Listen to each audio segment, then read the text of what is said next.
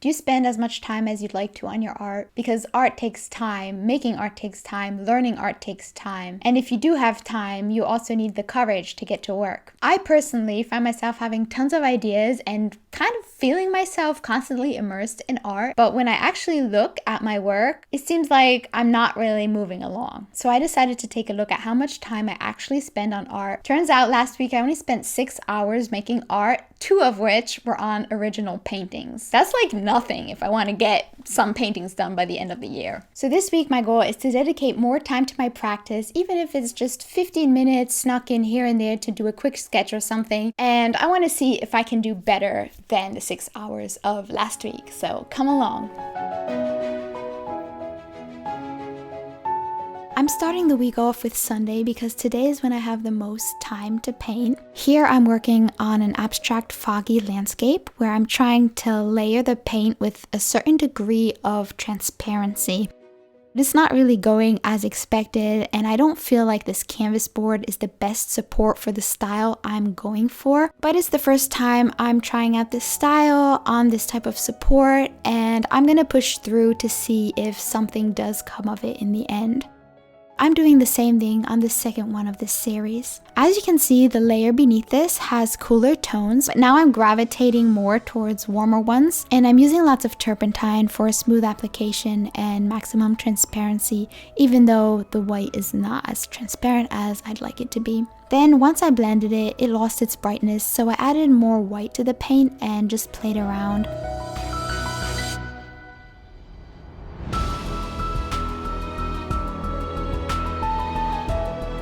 Since I want to get better at portraiture, I'm starting the 100 Heads Challenge. This is phase 1 and it's so bad. Yikes. At this point, I could give up like most people most likely would and think that I just can't draw. But I'm choosing to push through and look at just how much better this second head is. Each head is reminding me of what I know so far and giving me the chance to apply it. At this point, I'm about an hour in from starting the first head and feeling more confident in my abilities.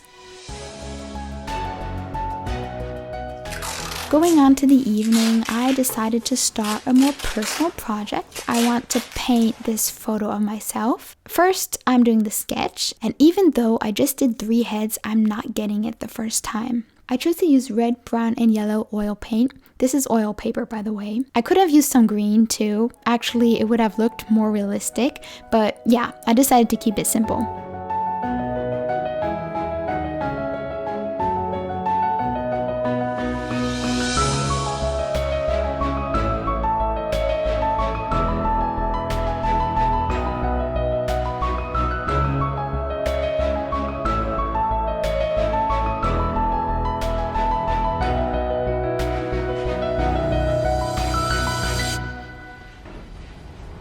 This is the third and last painting of this mini series of 3 test abstract paintings, and same thing as yesterday, I'm adding a layer, just making it lighter.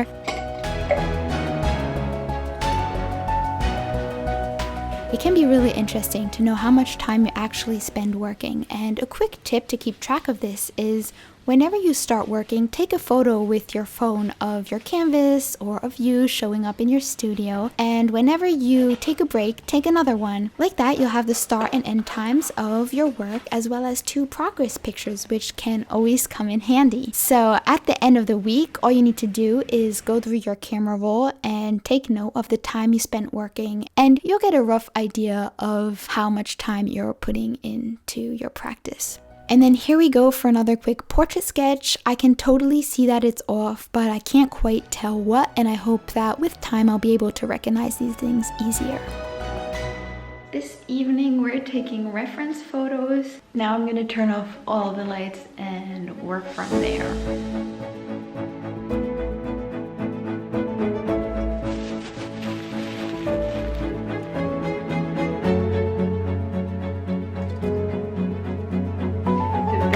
Another idea would be to jump on a trampoline.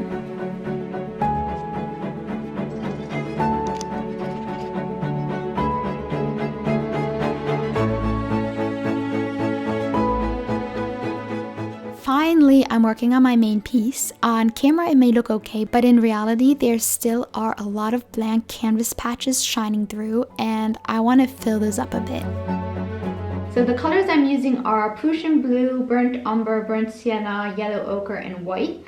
And I'm mixing them all together, basing myself off of this chart that I made a few days ago. So for example, I'll think to myself, oh, I want this color here. So to get that, I need a lot of burnt sienna and a little bit of blue and also a decent amount of white. And so this chart helps me move around the range of colors without getting too confused. I really like it. Before I got super excited because I was discovering some like purple tones, which I hadn't planned for, and yeah, it just made me feel really happy. I'm also using turpentine and oil, kind of feeling my way through it. Hello.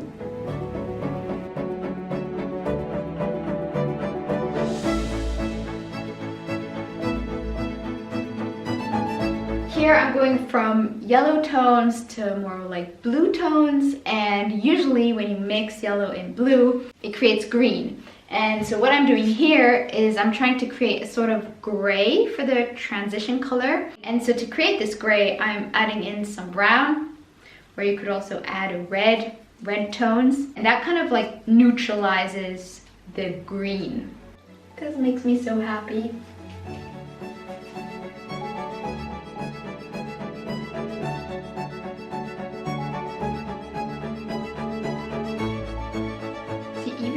This is a yellowy area, I'm still adding in some blue tones, some brown tones to create variety, because if I just added one color, like in an abstract painting where you have like 3 solid blocks of color to represent a landscape, that's fine for that style. But if you want to create depth, if you want to give the eye something to work with, don't just put one color down, put in other colors. Like with the Impressionists, they use like all types of colors for their landscapes. I really enjoy those types of paintings. I enjoy looking at them, and I enjoy also myself painting paintings like that, because every touch of a different color like is such an exciting experience. I can't tell you how many times my heart's just been like fluttering just like looking at this painting.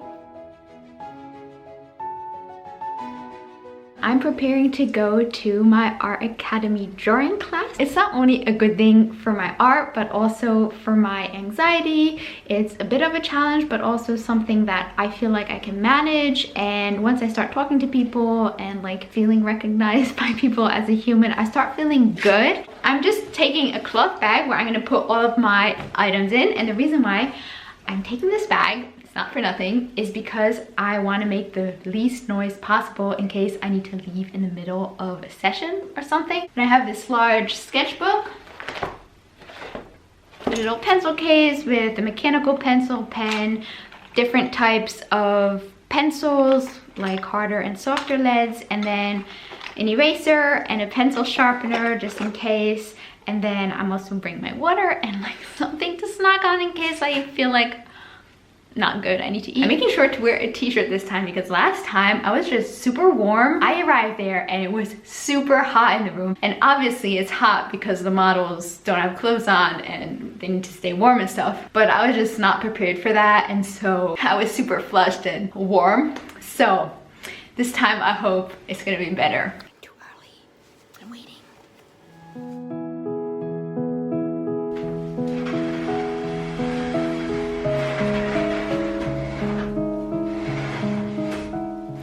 It's Friday. Last time I didn't finish this layer. I actually wanted to put in some scratches before I left it to like settle. These are the tools I'm using. I'll take you closer.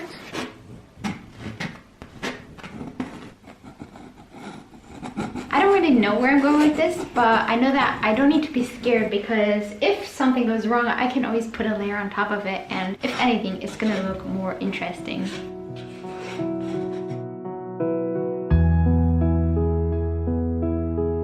So now I'm headed off to an exhibition opening of 2 fellow artists that I met this year. I'm not nervous, which is good, and I'll see if I can take you along.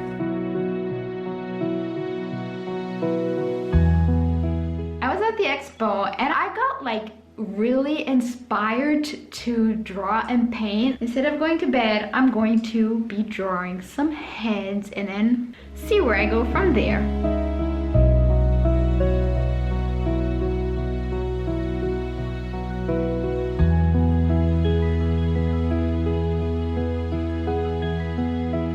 Here I'm just going through the video and screenshotting anything I think might look interesting. In total, I ended up with 400 screenshots, and I'm gonna have to go through that again maybe 1 or 2 times to refine it and really choose the best ones out of all of these.